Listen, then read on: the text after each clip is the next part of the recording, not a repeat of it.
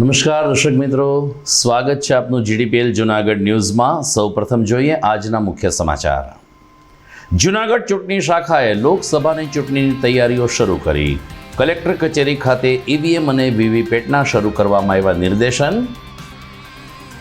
જૂનાગઢના પ્રવાસે આવેલ કોંગ્રેસ અગ્રણી શક્તિસિંહ ગોહિલે અયોધ્યાના રામ મંદિર નિમંત્રણ અંગે આપ્યું નિવેદન। કયું કામ હજુ પૂરું થયું નથી, ભગવાનના દર્શનમાં નિમંત્રણની જરૂર નથી। કોકોબેંક પરિવારે અક્ષત કળશનું કર્યું ભાવપૂર્ણ પૂજન। 22મી જાન્યુઆરીએ સૌએ દીપાવલીની જેમ મનાવી જોઈએ તેવી અપીલ કરતા ખેતી બેંકના ચેરમેન ડોલરભાઈ કોટેચા।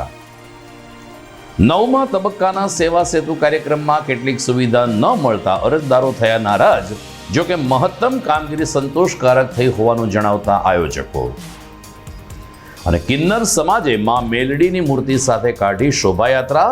હવન અને સ્થાપન સહિતના કાર્યક્રમમાં જોડાયો કિન્નર સમાજ।